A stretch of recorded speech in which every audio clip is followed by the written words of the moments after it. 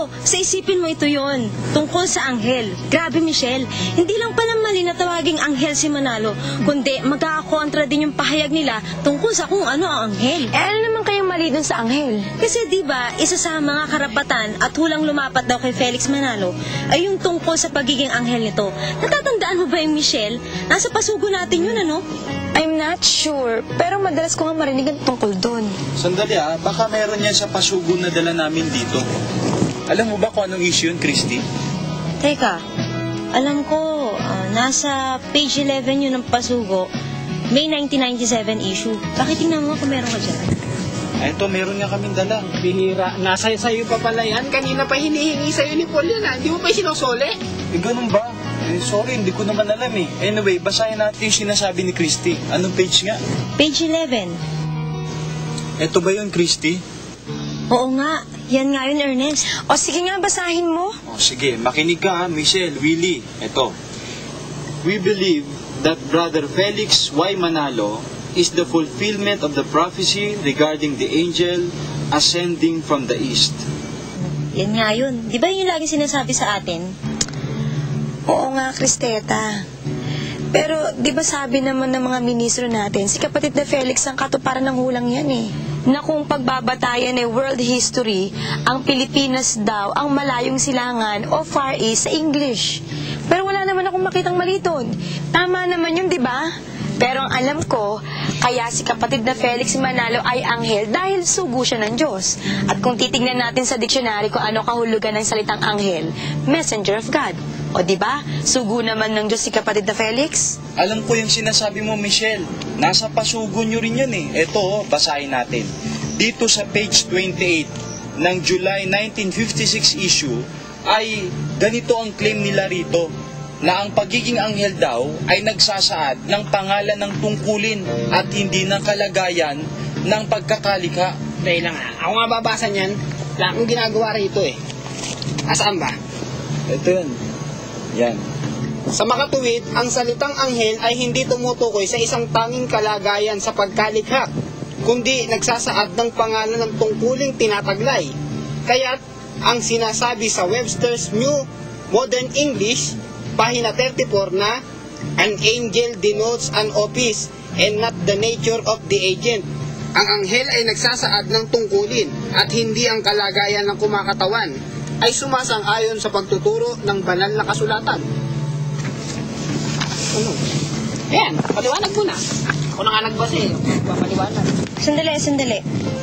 Merong aral din dito na ang tumutukoy yung anghel ay isang tungkulin.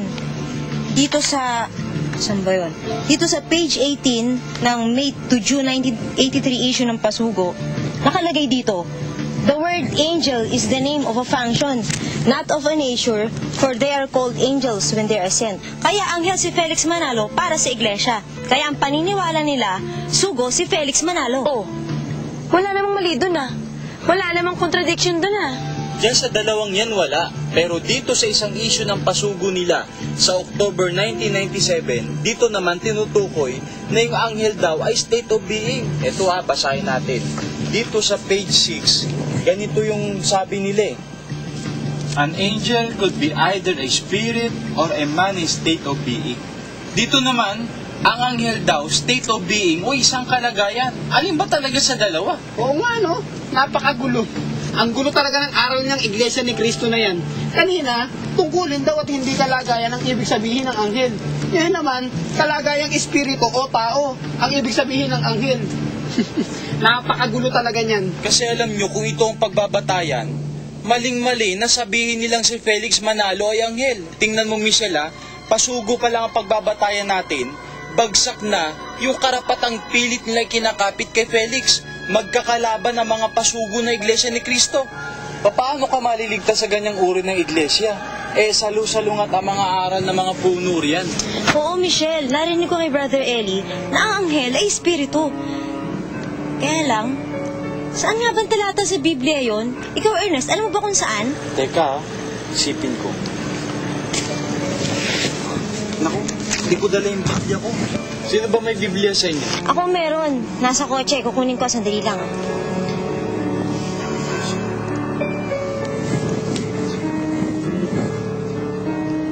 Ernesto, Abay, Mala. Nagdadala ka na pala ngayon ng Biblia. Talagang nilalabanan mo mga turo ng ministro natin, ano? Alam mo naman, Biblia hindi para sa mga miyembro kagaya natin. Dahil hindi natin maiintindihan yan. Kaya kayo naloloko ng mga ministro nyo eh. Hindi kayo nagbabasa ng Bible. Ito ba yung sitas na sinasabi mo, Christy?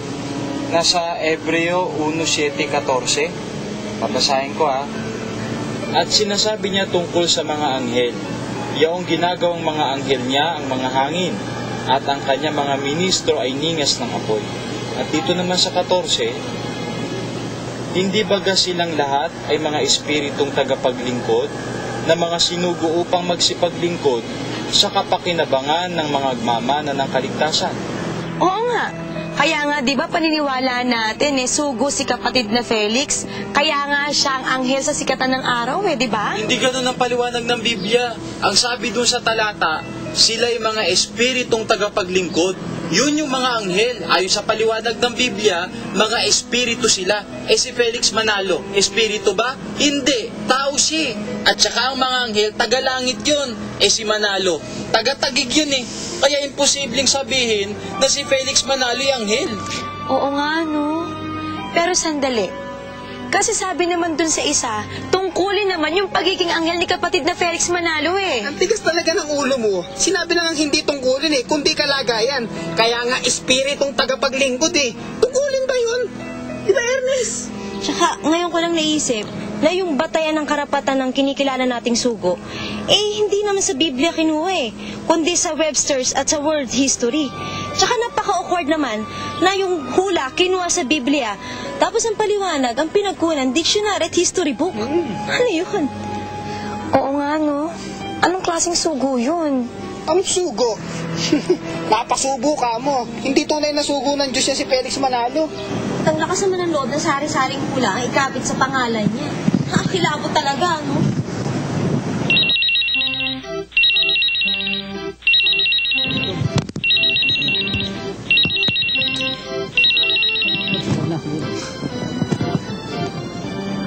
Rona, my loves, uwi na ako.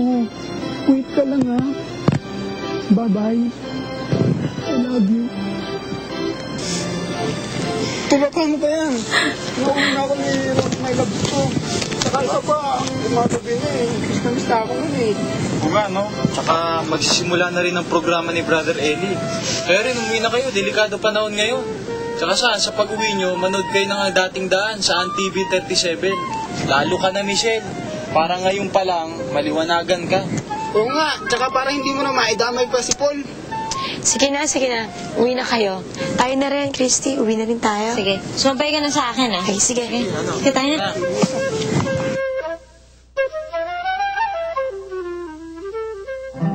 Basta, ire-recommend ko sa yung programa ni Brother Eli. Doon, marami kang matututunan at mabubunyag pa sa yung mas maraming maling aral ng Iglesia ni Cristo. At ito, garantisado hindi paninira dahil nakabatay sa Biblia. Ganun ba? Alam mo, hanggang ngayon, shock pa rin ako sa mga nadidiscovery ko Akalain mo, yung iba't ibang hula pala kay Felix Manalo, maling-mali kung Biblia ang pagbabatayan mo.